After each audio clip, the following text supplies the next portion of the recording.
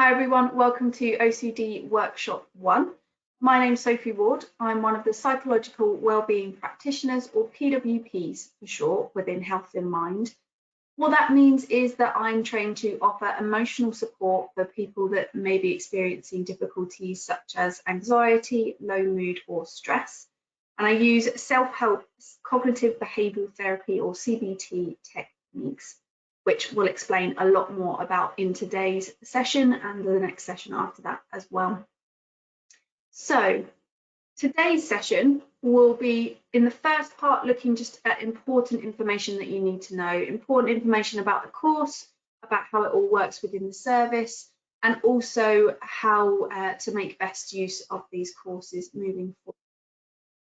In part 2, we're then going to look at OCD in a lot more detail. We're going to break it apart and really start to hopefully help you to reflect on your own experiences of OCD and what it really is, what it involves. Then finally, in part 3 for today, we're going to look at the cycle of OCD. So what are the different elements that happen that keep the OCD going, that keep that anxiety in full swing and getting more and more overwhelming for you? Part 1, important information. One of the most important parts is confidentiality. As it says here, you have the right for all of your information to stay confidential. We will ensure that all of the information that you provide to the service remains secure and confidential. However, there are a few exceptions to this. We do generally keep your GP up to date with your care in the service. Now, this isn't mandatory, so if you don't want us to regularly keep your GP up to date, then you're more than welcome to get in contact with the service, let us know, and we'll update that on our records. However, there are exceptions to that as well, and there may be reasons that we may extend the confidentiality.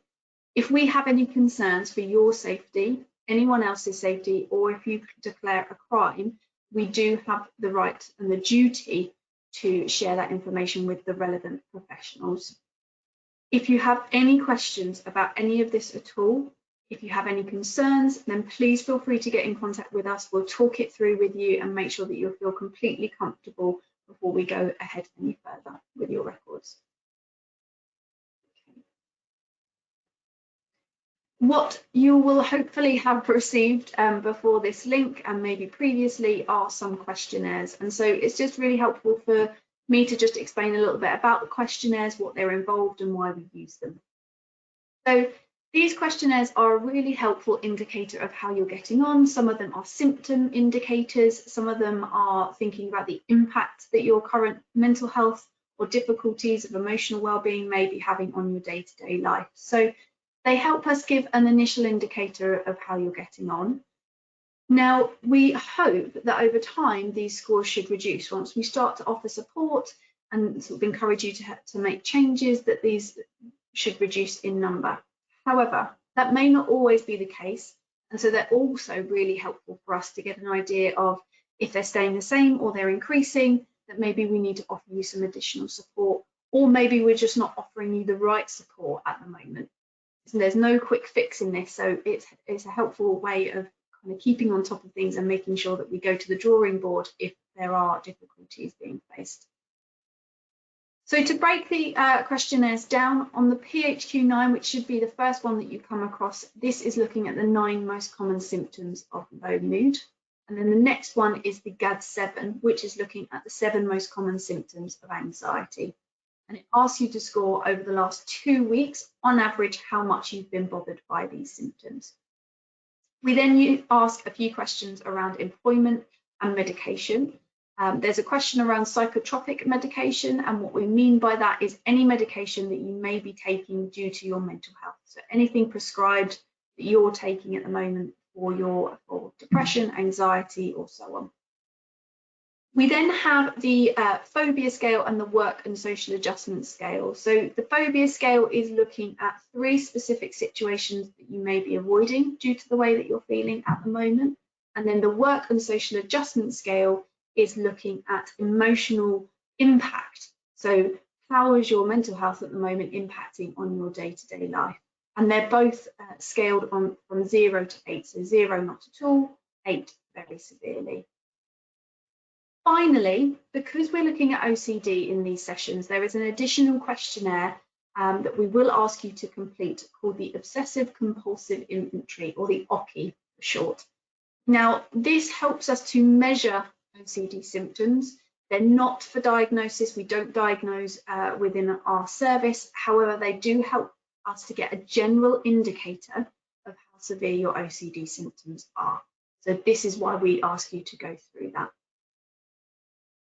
So once you've completed and returned for each week, before each session, we'll ask you to complete the questionnaires. Once you've completed those, we'll then send you the week's course content.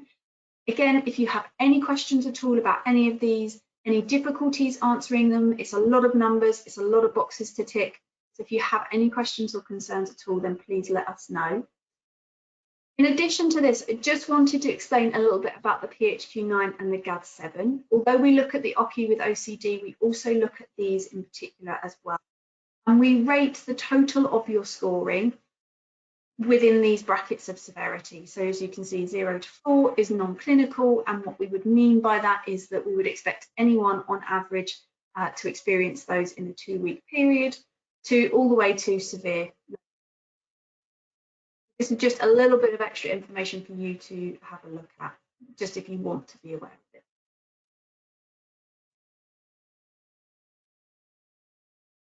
In addition, some of the questions that we ask are in regards to your safety or having certain thoughts that people do experience when struggling with a mental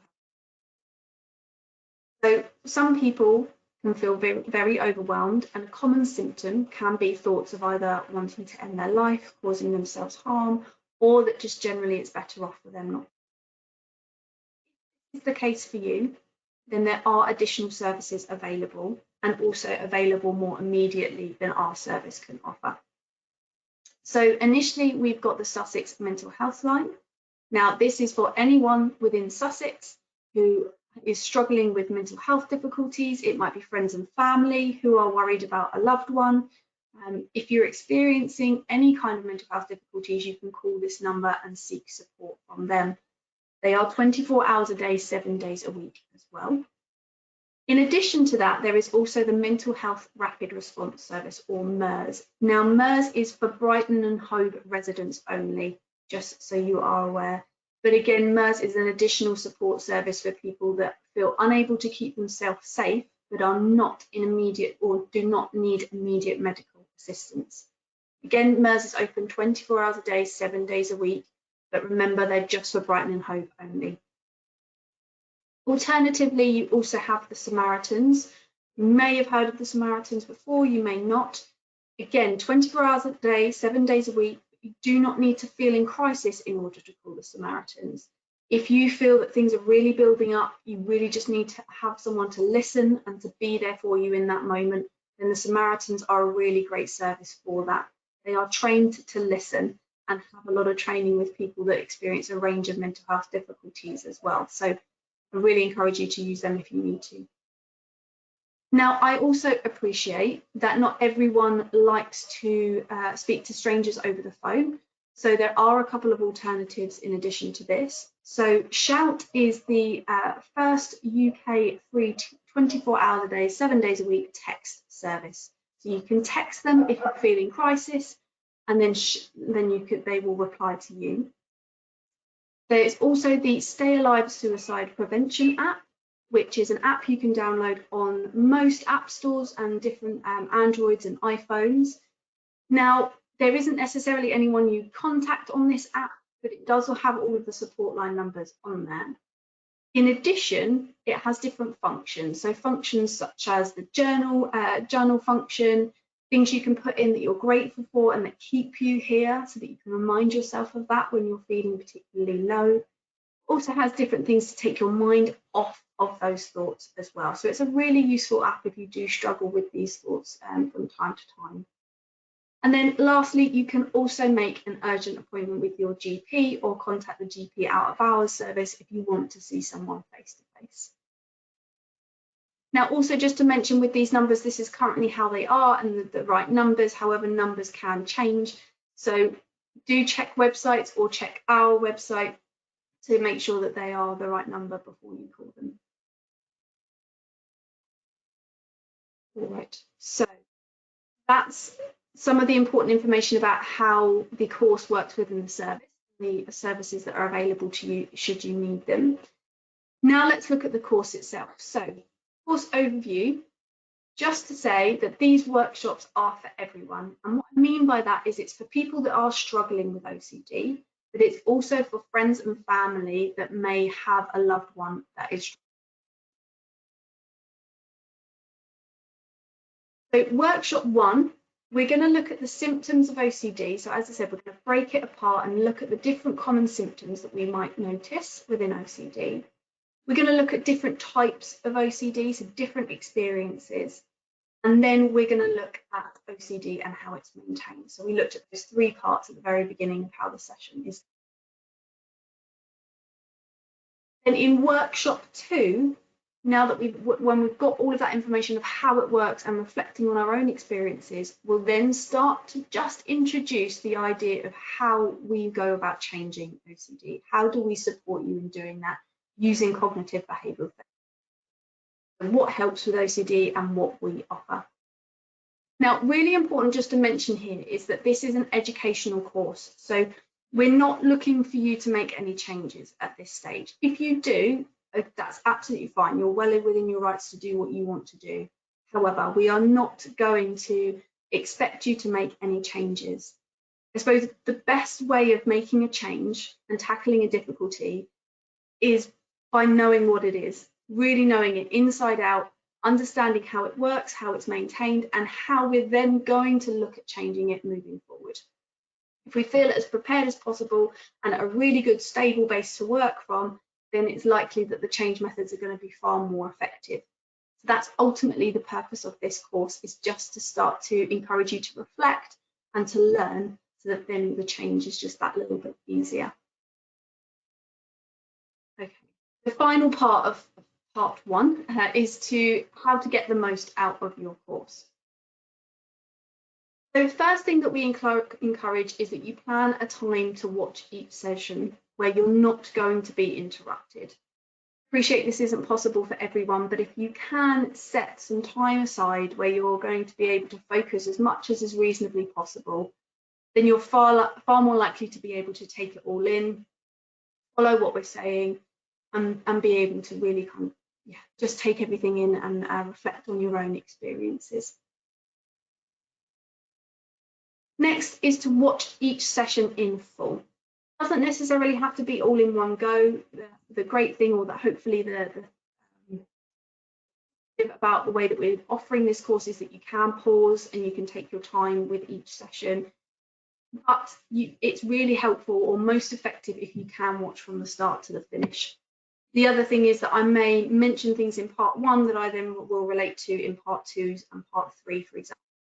It might not be that it follows so well, and you might not be able to sort of link back to different parts if you have missed certain sections. So just really important, if you can, to watch each session in full. Pace yourself. Appreciate that actually a lot of the information that I'm going to offer you, and a lot to take in, it's going to feel quite daunting as well. OCD is very anxiety provoking, and I suppose I'm encouraging you to think about it and to really sort of start to reflect on your own experiences, which isn't going to be easy. So just make sure that you pace yourself. Again, you've got time to watch these videos, so try not to take too much in all at once. Think about your learning styles as well. How do you best learn? Do you normally learn in 20-minute chunks, or are you one of those people that can focus for a longer period of time? Do you need a notebook? Something to write down different notes on, to reflect on your own experiences so you start to take things in or remember it for later. Just think a little bit before the session, or before you we go into part 2, about how you're best going to learn and what, I suppose, different things you might need to help you along the way. If there's something you don't understand, again, you might want to use a notebook to jot down different notes, but watch that part of the recording again. You have the functionality to pause, go back, rewind and replay. So do make use of that if you need it.